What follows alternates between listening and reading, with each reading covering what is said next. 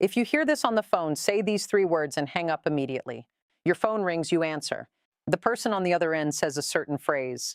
The moment you hear that phrase, before you explain yourself, before you ask any questions, before you try to be polite, you say three words and you hang up. Those three words are simply, I am hanging up. You say them clearly, calmly, and then you end the call. Today, I am going to teach you the 7 red flag phrases that should trigger those three words every single time you hear them. If you learn to recognize these phrases and act on them immediately, you can protect yourself from 99% of phone scams targeting Americans right now. These are not random or obscure tactics. These are the exact phrases being used by scammers right now to steal billions of dollars from people every year. And the people losing that money are not people who are careless or unintelligent. They are people who simply did not know what to listen for. After this video, that will not be you.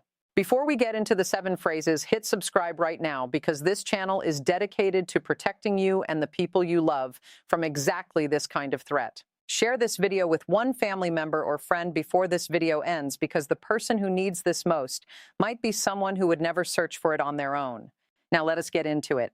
Phrase 1, can you hear me? This is the most dangerous phrase on this entire list, and it is dangerous for a reason that most people would never guess on their own. The caller says hello in a friendly voice, pauses, and then asks, can you hear me? It sounds like a completely innocent technical question. Maybe there is a bad connection. Maybe they are calling from a noisy environment.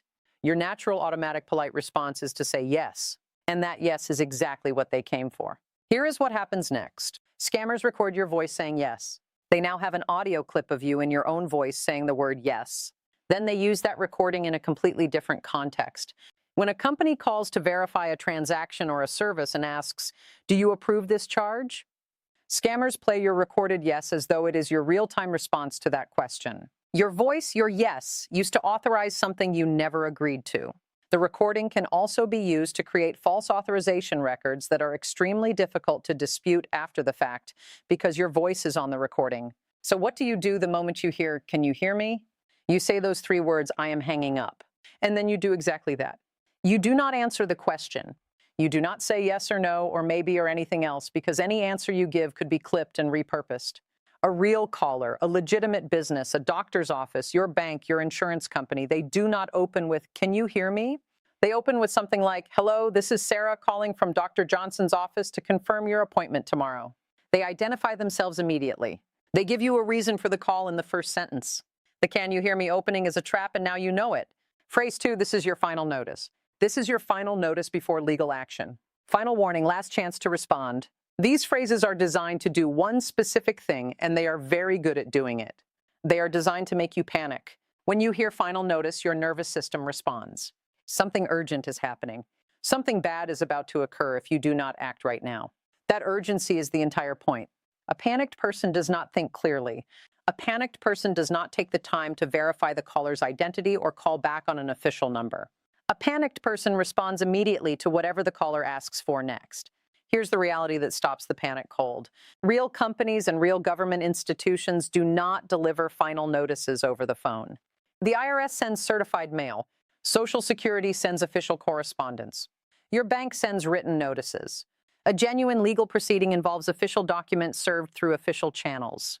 There is no legitimate organization operating in the United States that delivers a final legal notice through an unsolicited phone call. None. So when you hear final notice or final warning or last chance on an incoming call, you already know everything you need to know about that call. It is a scam. You say those three words and you hang up.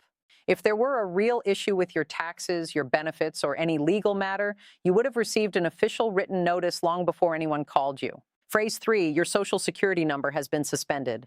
This phrase sounds genuinely frightening. Your Social Security number, the number tied to your identity, your benefits, your entire financial history, has been suspended due to suspicious activity. You need to verify your information immediately or face serious consequences. Law enforcement may already be involved. The clock is ticking. Every single word of that scenario is fabricated. And here's the most important thing to understand about it. A Social Security number cannot be suspended. That system does not exist. The Social Security Administration does not have the authority or the technical infrastructure to suspend your number. It has never happened to anyone. It cannot happen to anyone. It is not a real thing. Scammers use this phrase specifically because most people do not know that Social Security numbers cannot be suspended. They rely on your uncertainty. They rely on the fact that you would rather be safe than sorry when it involves something as important as your social security number. When you hear this phrase, you are 100% certain it is a scam because the thing they are describing is literally impossible. There is no version of this call that is legitimate. You say those three words, you hang up immediately. And if you want to be extra careful, you call the Social Security Administration directly at their official number to confirm that your account is completely fine, which it will be. Phrase 4, do not hang up or you will be arrested. This is the threat escalation. The scammer senses you might be pulling away, so they reach for the most powerful tool they have, which is fear of law enforcement. If you hang up, an arrest warrant will be issued. Police are already on the way to your home. Federal agents have been notified. Your cooperation is required by law. These are the phrases designed to freeze you in place to make you feel that ending the call itself is an illegal act that will trigger real consequences. Real law enforcement does not work this way. Actual police officers, federal agents, and legal authorities do not call you on the phone and threaten you with arrest if you do not keep talking to them. Arrest warrants are issued through official judicial processes and served through official law enforcement channels. They are not announced over an unsolicited phone call. Real law enforcement does not need to keep you on the line. If they have a legitimate reason to contact you, they will reach you through official means and they will have documentation. A phone threat is not documentation. It is a scam technique. The moment you hear, do not hang up or you will be arrested, you say those three words and you hang up. Then, if you feel any genuine concern at all, you call your local police department directly using a number you looked up yourself, not a number the caller provided. Phrase 5, press 1 to speak with an agent. This one arrives through a robocall. There is a recorded voice. It is smooth and urgent.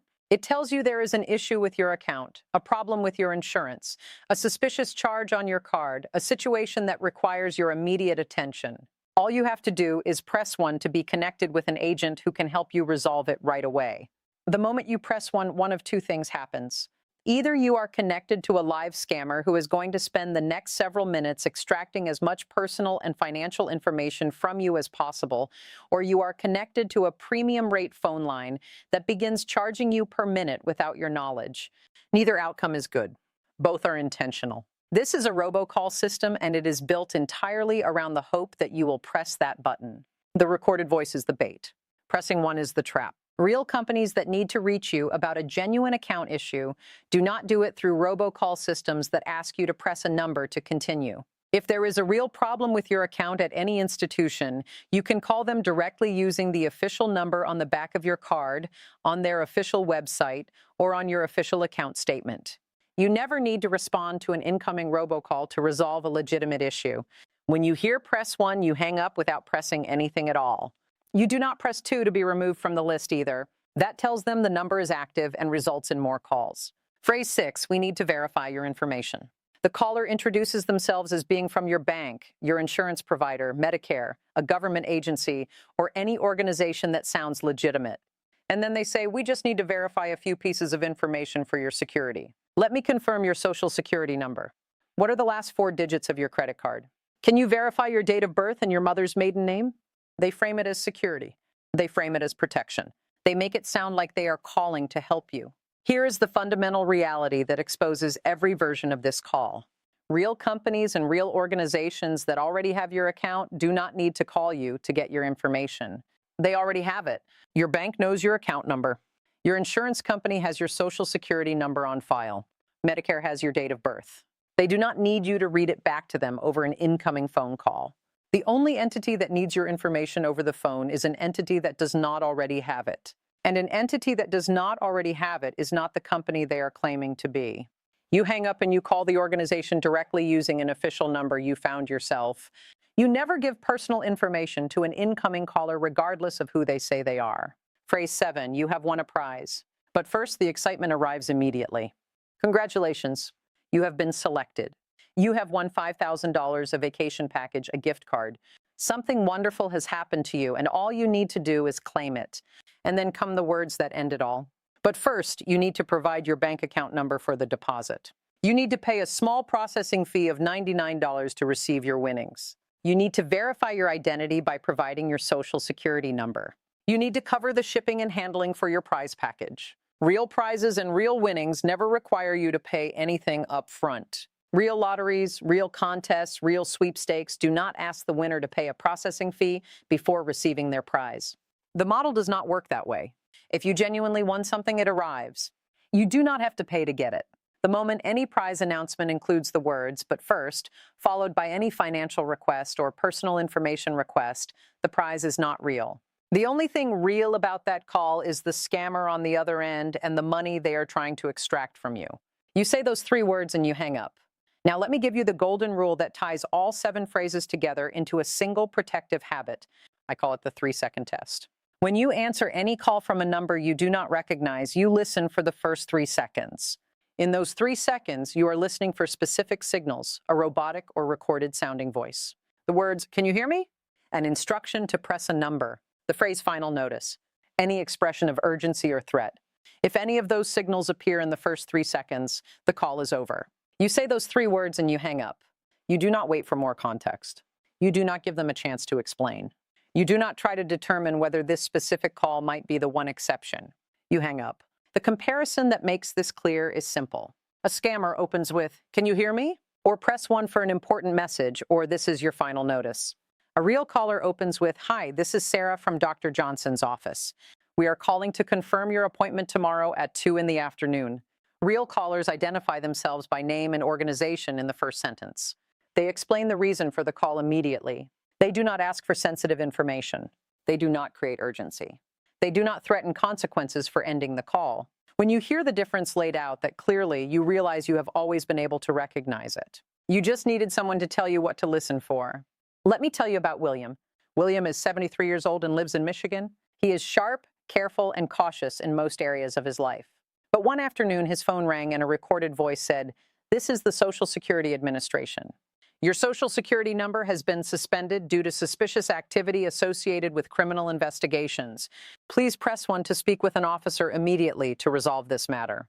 The old William, the William before his grandson sat him down and walked him through these red flag phrases, might have pressed 1. He might have stayed on the line trying to sort out what was happening to his number, his benefits, his financial security, but his grandson had taught him SSN suspended. Red flag. William said those 3 words. "I am hanging up." He ended the call. He searched the number on Google and found it listed on multiple scam reporting websites with hundreds of victim reports. With one simple rule applied at exactly the right moment, William protected himself from what could have been thousands of dollars in losses and potentially the theft of his identity. William's story is not unusual. It is happening every day to people who are careful, intelligent, and attentive, but who simply did not know what the red flag sounded like until someone showed them. Now you know, and now you can show someone else. Here are the 7 phrases one final time so they are locked in your memory. Can you hear me? Hang up. This is your final notice. Hang up. Your Social Security number has been suspended. Hang up. Do not hang up or you will be arrested.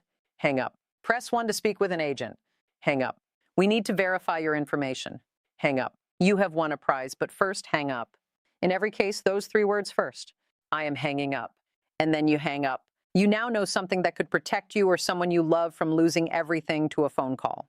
But this information is only useful if it reaches the right people. Think right now about one person in your life, a parent, a grandparent, an aunt or uncle, a neighbor, who you know gets a lot of phone calls and who might not know these phrases. Share this video with them today, not later. Right now, before you close this tab. That share might be the most important thing you do for someone you care about this week. If this video helped you, hit the like button and subscribe because this channel exists to keep you and the people you love protected. I am always here for you and I care about keeping you safe.